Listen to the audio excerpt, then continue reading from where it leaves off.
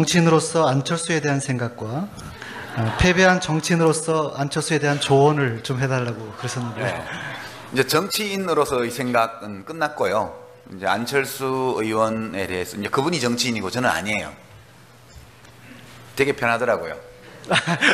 이 정치할 때는 맨날 의리예요. 근데 요새는 보니까 정치하는 사람들이 갑처럼 행동을 해서 문제인데, 정치하는 사람은 의리일 수밖에 없어요. 무슨 지역구에 가면 지역구에서 만나는 모든 사람에 대해서 의리예요. 표를 받아야 되기 때문에. 그리고 지역구가 아닌 곳에 가서도 우리 지역구에 아는 사람이 있는 분일 수도 있잖아요. 그러니까 무조건 의리예요. 일단 가면. 기자분들하고 대할 때도 무조건 의리거든요. 거기서 자칫 갑행세를 하다가는 아주 된통당하게 돼 있습니다. 그건 기자들이 절대 안 봐줍니다. 그러니까 전반적으로 국민과의 관계에서 보면 노상 을의 입장에서 생각을 하게 돼서, 근데 제가 이제 지금은 갑은 아니지만 을에서는 풀려난 거 아닙니까? 그러니까 이제는 좀 마음대로 말해도 될 것 같다는 생각도 좀 들어요. 제가 좀 저보고 이제 정치하지 않는 작가 유시민으로서 또는 시민으로서 정치인 안철수에 대해서 좀 이야기를 해달라, 이렇게 제가 받아들이고 말씀을 드리죠. 예. 정치할 때는 안철수 씨에 대해서 굉장히 칭찬을 많이 했죠. 제가 훌륭한 분이시다, 정치를 뛰어드신 걸 감사히 생각한다, 정말 고맙다, 그런 얘기하고, 이제 대선 기간에 단일화 때문에 삐걱거릴 때 조금 제가 이제 싫은 소리도 조금은 했습니다. 뭐 민주당 쪽에서 이랬다 저랬다 하면서 막 미팅도 안 되고 이럴 때 둘이 경쟁하다가 어깨로 좀 밀었는데, 축구하다가 어깨로 좀 밀었는데 운동장에 들어 누워가지고 심판 보고 옐로카드 꺼내라고 하고 있는 형국이다, 뭐 그 정도 민 거 가지고 그냥 뭐 이런 얘기도 조금 하고 했습니다.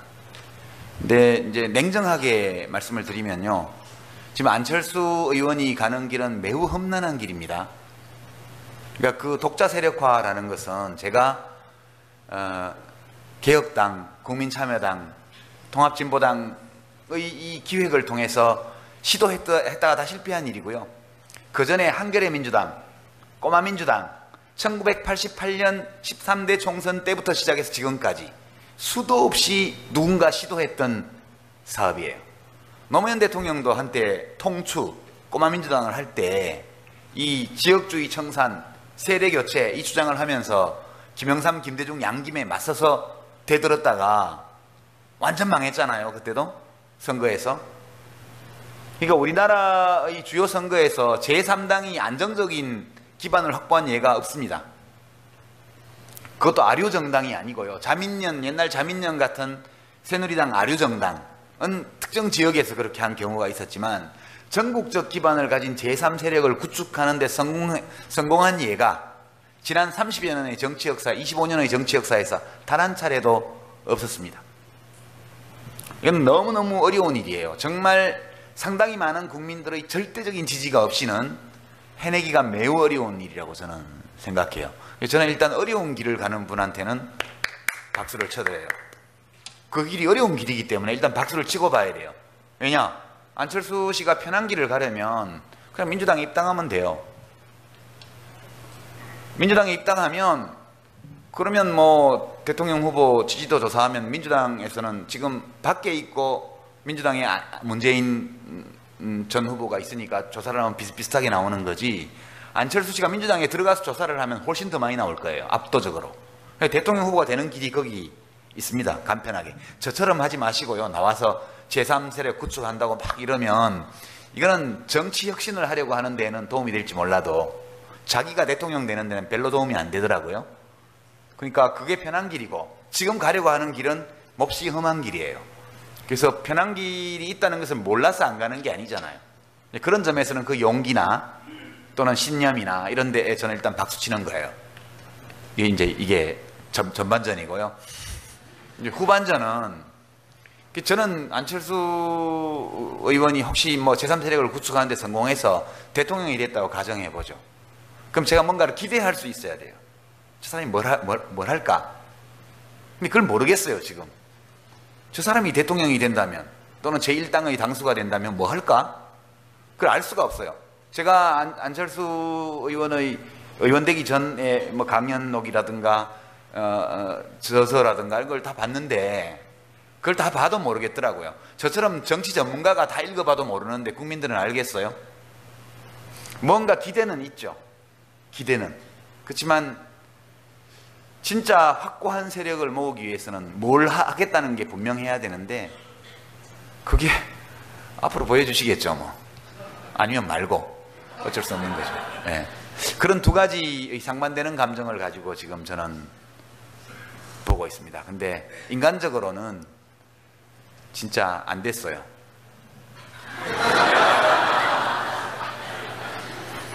그 을속으로, 예, 그 을의 위치로 스스로 가신 거기 때문에 참 안 됐다. 예, 그렇게 생각이 듭니다. 예, 잘 알겠습니다. 그 다음에 이제 산업화 세력과 민주화 세력을 막 건너뛰는 분들이 있잖아요. 예, 오늘 정기 은퇴하신 손학규 전 대표께서는 두 번을 건너뛴 분이에요. 원래 민주화 세력이었다가 정치를 시작할 때 1993년도에 김영삼 대통령의 인기가 하늘을 찌를 때 그분이 그때 정말 멋이 있었거든요. 하나회 숙청을 하룻밤에 별을 50개를 날렸잖아요. 하룻밤에 별을 50개를 날렸어요. 김대중 대통령 같은 분은 죽었다 깨도 그거 못해요. 이 김영삼 대통령은 협객의 모습이 있는 사람이에요. 협객이요. 뭐야? 군에서 하나회가 전부 인사안을 짜가지고 누구 승진하고 누구 보직하고 다 갖고 오니까 이거 누가 이거 만들었으니까 각하 뭐 군내 이런 게 있습니다. 이기 뭐 이런 게 있어 누가 국군 통수권자인데 이래갖고 날린 거 아니에요. 말하자면 천박하게 표현하면. 그러니까 예, 그분이 성격이 그런 분이셔. 멋졌어요. 그리고 뭐 금융실명제 뭐 공직자 시장 등록 이런 것도 긴급 명령으로 탁 발표해놓고 수석비서관도 몰랐잖아요. 그 아침에 회의 소집해서 비서관들이 나오니까 놀랬지. 그때 인기가 하늘을 찌 지지율이 90%가 넘었어요. 네, 그때 이제 이분이 김영삼 대통령이 민주화 세력에서 산업화 세력 쪽으로 건너간 분이기 때문에 그분이 거기 가서 이렇게 성공을 거두고 국민의 신망을 얻는 것을 보고 상당히 많은 사람들이 용기를 얻은 거예요. 아, 나도 저러고 할 수 있겠구나. 그래서 간 게 심재철, 김문수, 이재호 뭐 이런 분들이 다 그거고 손학규 씨도 그 무렵이죠. 광명보궐선거 때. 그렇게 한번 건너갔어요. 가서 거기서 성공했었어야 돼요. 저는 지금 안타깝게 생각하는데 2007년 경선 때 나오시지 말고 거기서 그냥 하셨으면 박근혜 대통령이 5년 일찍 대통령이 됐을 거라고. 4대강은 없었어요. MB 각하는 원로로 이제 앉아서 청계재단 하나 만들어서 잘 사셨을 거고, 그럼 박근혜 대통령은 5년 동안 엉망으로 하고 나면 그러면 약간 인텔리전트한 손학규 씨가 이어받아서 대통령을 했을 수도 있고요. 근데 이분이 야당으로 다시 건너오셨잖아요. 자기 있던 대로. 두 번을 건너오면서 바지가 다 젖어버리신 거예요. 전 굉장히 인품도 훌륭하시고 이런 분인데 안타깝게 됐습니다. 그럼 나머지 다른 분들은 이제 저쪽으로 건너간 분들이에요. 그리고 저기서 원래 저기 있다가 일로 건너온 사람은 제가 알기로는 없어요. 뭐 독수리 오형제 그래서 이부영, 뭐 김영춘 이런 분들한테 한나라당에 몸담았지만 그분들은 원래 민주당을 하다가 이제 김대중 대통령하고 이렇게 사이가 안 좋아져서 어떻게 하다 보니까 한나라당하고 통합을 해서 거기 가 있었던 거고요. 그러다가 이제 2004년도 대통령 탄핵 때 이쪽으로 다시 넘어온 분들이고 그런 분들인데 하여튼 이야기가 길어졌습니다만 저도 조심해야죠. 그게요, 제가 이거 표현을 잘못했다고 욕 되게 먹고 지금도 온라인에는 제가 그 말 했다고 60이 넘으면 내가 어떻게 된다. 지금도 돌아다니는데 제가 이제 그 말을 한 취지가 어떤 생물학적 퇴적 이거를 받아들여야 된다. 그러니까 마음은 70이 돼도 청춘일 수 있죠. 그쵸? 그건 자기 생각이고 우리 몸은 계속 늙어가는 거예요. 20대 때부터. 저도 지금 머리카락 염색은 안 하지만 이렇게 빗을 때 보면 색치가 이제 생겼고요. 이도 뭐 임플란트 하는 것도 한두 개씩 생기고 뱃살도 처지고요. 눈 밑에 눈물 주머니도 생기고 거울에 딱 벗고 보면 볼품이 없거든요. 더 옛날에도 볼품 없었지만 그게 좀 슬픈데 받아들여야 돼요. 껍데기만 늙겠어요? 안에도 늙죠. 그러니까 참 그런 게 제가 제일 많이 읽힌 책이 제 책 중에 제가 10몇 권의 책이 있는데 제일 많이 읽힌 책이 20대 때 쓴 책이에요. 거꾸로 있는 세계사에. 슬프잖아요. 그렇지만 받아들여야죠. 그러니까 저는 이제 그런 생각을 하고 있죠. 이제 더 나이가 들어가면 지적으로 더 퇴화할 거다. 그러니까 앞으로 한 10년 정도는 더 버틸만 할 거라고 보고 10년 동안 열심히 책을 쓰자. 뭔가 주장도 하고 이런 책을. 한 10년 쓰고 나서 이제 내가 더 늙으면 내 주장이 막 들어가 있는 책은 그만 써야 되겠다. 그때는 그냥 지적 긴장을 많이 하지 않고도 기능적으로 할 수 있는 일들이 좀 있어요. 예를 들어서 뭐 어느 군에 있는 수리조합의 역사 이런 거를 정리를 한다든가 어디 이제 우리 뭐 어느 제주도에 있는 무슨 관덕정의 유래에 대해서 새로 정리한다든가 그렇게. 둘이 경쟁하다가 어깨로 좀 밀었는데 축구하다가 어깨로 좀 밀었는데 운동장에 들어누워가지고 심판 보고 옐로카드 꺼내라고 하고 있는 형국이다. 뭐 그 정도 민 거 가지고 그냥 뭐 이런 얘기도 조금 하고 했습니다. 근데 이제 냉정하게 말씀을 드리면요. 지금 안철수 의원이 가는 길은 매우 험난한 길입니다. 그러니까 그 독자 세력화라는 것은 제가 개혁당, 국민참여당, 통합진보당의 이 기획을 통해서 시도했다가 다 실패한 일이고요. 그 전에 한겨레 민주당, 꼬마 민주당, 1988년 13대 총선 때부터 시작해서 지금까지 수도 없이 누군가 시도했던 사업이에요. 노무현 대통령도 한때 통추, 꼬마 민주당을 할 때 이 지역주의 청산, 세대 교체 이 주장을 하면서 안철수 씨가 편한 길을 가려면 그냥 민주당에 입당하면 돼요. 민주당에 입당하면 그러면 뭐 대통령 후보 지지도 조사하면 민주당에서는 지금 밖에 있고 민주당에 문재인 전 후보가 있으니까 조사를 하면 비슷비슷하게 나오는 거지. 안철수 씨가 민주당에 들어가서 조사를 하면 훨씬 더 많이 나올 거예요. 압도적으로.